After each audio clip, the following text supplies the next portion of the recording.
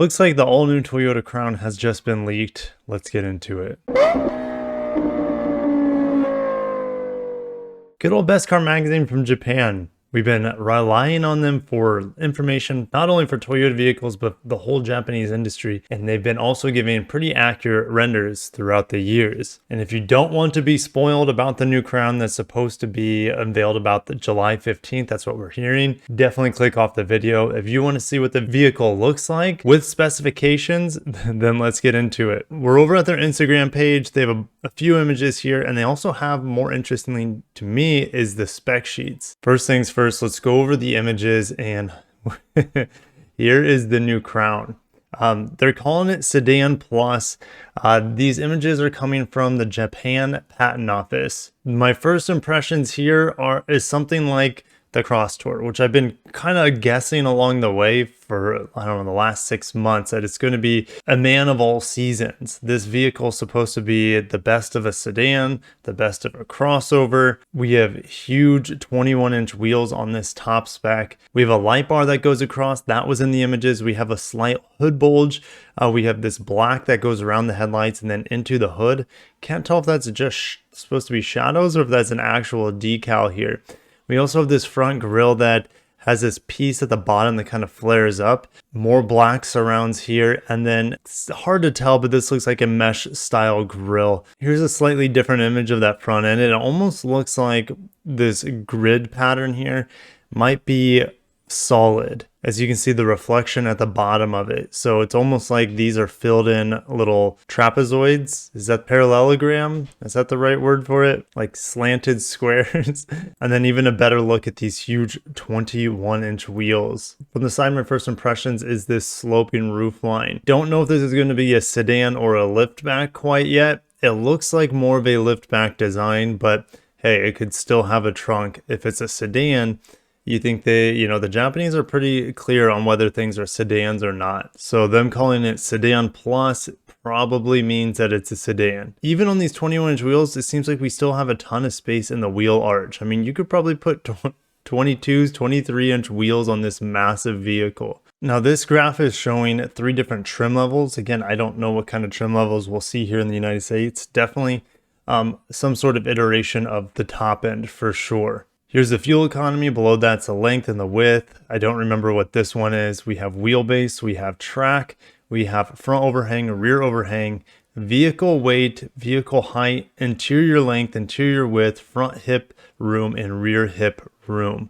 What's interesting is that we have significantly different dimensions for this guy over here. It makes me wonder if this is the same vehicle.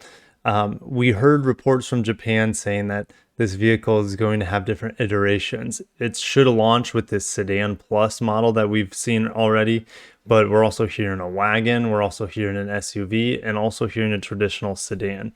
So all these dimensions are quite a bit different than what we see over here. So it could be some other different iteration of the Crown that I don't think we're going to see here stateside. But now to the juicy bits, which is the powertrains. We have 3 different powertrains for this vehicle. This different variant on the far right is seemingly front wheel drive only. Now it's also a hybrid. What's also interesting, it has a different front suspension. It has a multi-link in the front and a multi-link in the rear, as opposed to the strut in the front for this bigger vehicle. So this smaller one with less cargo capacity, smaller dimensions, is getting a front wheel drive only setup, at least from the looks of it. Now this is the base 2.5 liter hybrid setup. Could have anywhere from 219 horsepower to around 245. I would say it's probably around 245 horsepower based off of the hybrid Sienna and the hybrid Highlander setup.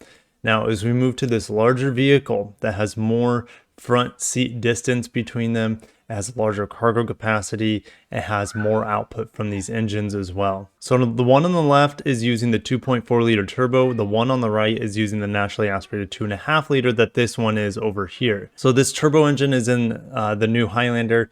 It's in the new Lexus RX, is in the new Lexus NX. I converted PS to mechanical horsepower SAE. And we have 268 horsepower coming from this hybrid motor as opposed to like 271 what we see in the non-hybrid variant. So not much of a difference there. Now, I don't think we've seen front motor outputs from the Lexus RX 500h, which is pretty much the brother powertrain to what we're seeing right here. Now, this doesn't have as much horsepower than that RX 500h because this rear motor has 79 horsepower, where the rear motor in the Lexus RX is taken out of the BZ4X's rear motor, or even the RZ450E's rear motor, which has about 107 horsepower.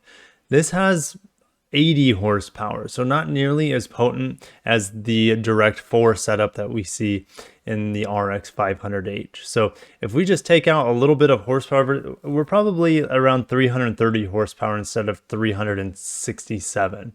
That's just my guess for this Crown Sedan Plus. Also, this Sedan Plus, whether you get the turbo or naturally aspirated, you're getting a bipolar nickel metal hydride battery, which the RX 500h is getting. The smaller vehicle is getting just your standard nickel metal hydride battery. We talked about the strut differences, or we talked about the suspension differences, and there's also the tire and wheel differences. So it's 18-inch wheels all the way on the far right on the smaller vehicle, and then you'll have options between 19-inch wheels and 21-inch wheels on the top power/hybrid spec that's mated to a 6-speed auto, while the other ones are mated to like kind of that CVT. Also, for these hybrid setups, they do give us fuel economy.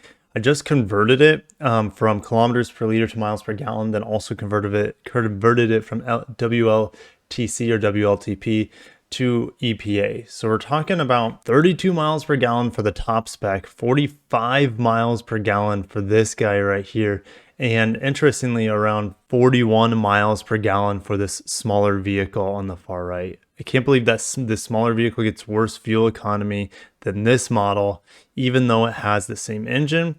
It's got a similar power output as well. So I'm not quite sure why this one. The only difference is a bipolar nickel metal hydride, which is about the same sort of efficiency, is what I'm guessing, as traditional lithium ion battery packs.